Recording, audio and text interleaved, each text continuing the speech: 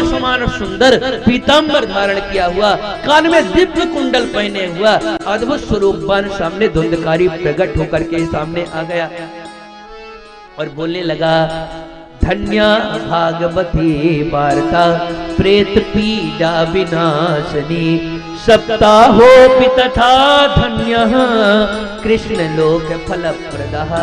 यह श्रीमद् भागवत महापुराण धन्य है, जो हम जैसे प्रेतात्माओं की पीड़ा को दूर करने वाली है।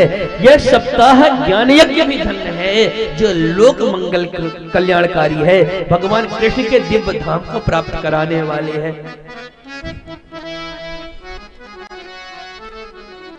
पूछा, भाई आप हैं कौन? गोकर्ण जी ने, आप इतने सुंदर स्वरूपवान वाले हैं कौन?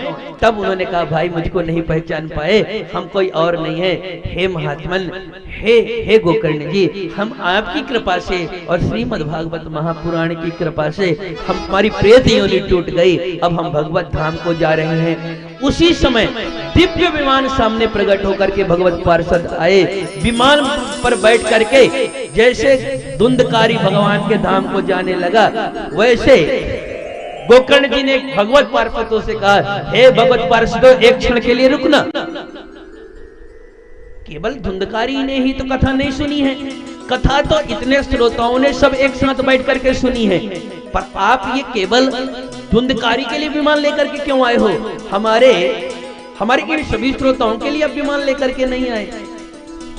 ईमानदारी से बताना, क्योंकि ये भगवान का दरबार है, जहाँ भगवान की कथा होती है ना, तत्रैव गंगा यमुना च वेणी गोदावरी सिंधु सरस्वती जा सर्वाणि तीर्थानि निवसन्ति तत्र यत्राच्युतोद्धार कथा प्रसंगा।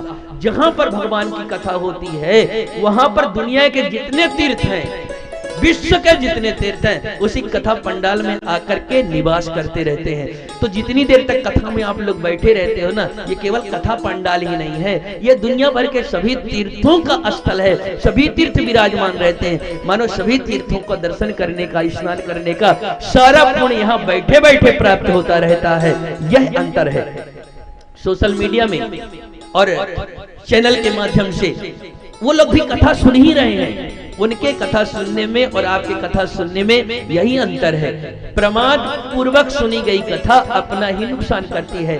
प्रमादेन हृतम सुतम, प्रमाद पूर्वक सुनी गई कथा आलस्य पूर्वक। अब टीवी में जो कथा सुनेंगे, चैनलों में जो कथा सुनेंगे, क्या करेंगे? कभी इधर लेट जाएंगे, कभी एक भी काम कर लेंगे, कभी वो भी काम कर लेंगे। इसका मतलब ये नहीं जो सुन रहे होंगे वो लोग ये समझे कि उनके लिए कुछ कहा जा रहा है, पर इतना जरूर है, जो भी लोग सुन रहे हैं उनके लिए इतनी बात जरूर है कि ऐसे सामने बैठे सुनने में और अलग से सुनने में यही अंतर है। वहां प्रमाद पूर्वक जो सुना जाता है वह अपना कहीं न कहीं अनिष्ट कारक होता है। प्रमादेन हृतम सुतम। और यहाँ पर जब तक बैठे हो तब तक आनंद से प्रेम पूर्वक एक दिन केवल भगवत का चिंतन करते हुए भगवान की मंगलमय कथा को सुनते रहते हो। मेरा एक प्रश्न है, ईमानदारी से बताना कि अगर मान लो भगवान प्रकट हो जाए या भगवान के पार्षद प्रकट हो जाए, विमान लेकर के चलो, अभी आपको भगवान धाम लेकर के हम लेने के लिए आए हैं, ले चलने के लिए, तो कितने लोग तैयारी करके आए कि अभी भगवान ले चलें? तो कोई दिक्कत नहीं है। कहाँ गए कैमरा वाले भाई?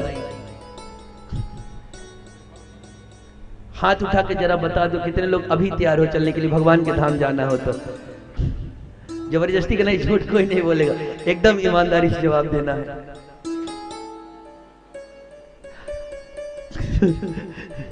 सब बिजी हैं साहब, किसी के पास टाइम ही नहीं है। इसलिए मैं कहा करता हूँ कि हम लोग ना भगवान को चाहने वाले नहीं है, भगवान से चाहने वाले हैं। हमारी सारी भक्ति जो है साहब ऐसी ही चलती है, हमारी सारी भक्ति ऐसी ही है। पर विमान तो रोज आता है साहब। विमान आने का एक माध्यम यह है कि विगतः मानः, आप मान अपमान से परे हो जाओ, आप अभिमान रहित हो जाओ, अहंकार रहित हो जाओ, तो समझ लो विमान आ ही गया है, हमारा आपका कल्याण हो ही जाएगा। श्री गोकर्ण जी ने कहा, हे भगवत पार्षदों, एक बात बताओ आप कि अत्रैव बहवो सन्ति श्रोतारः मम निर्मलाः अनीतानि विमानानि नती सामय युगपत कुतः। आप एक धुंधकारी के लिए विमान लेकर के क्यों आए हो? इन सब के लिए विमान लेकर के क्यों नहीं आए? उन भगवान के पार्षद ने कहा, हे गोकर्ण जी मेरी बात ध्यान से सुनो।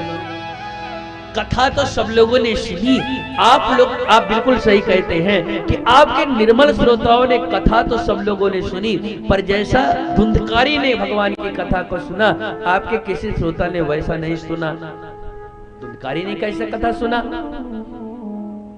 भगवत पार्षदों ने कहा, श्रवणम तु कृतम सर्वै न तथा मननम कृता।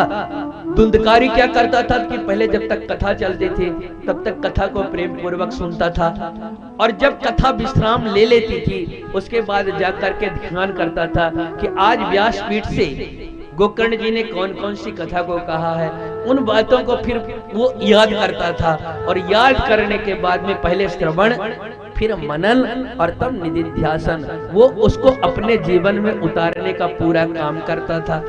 अब ये नहीं कि 3 घंटा बैठ के कथा सुन लिए, कथा विश्राम हुई तो पता चला फिर दीदी बहिनी दादा इधर उधर के काम में लग गए, ऐसा नहीं।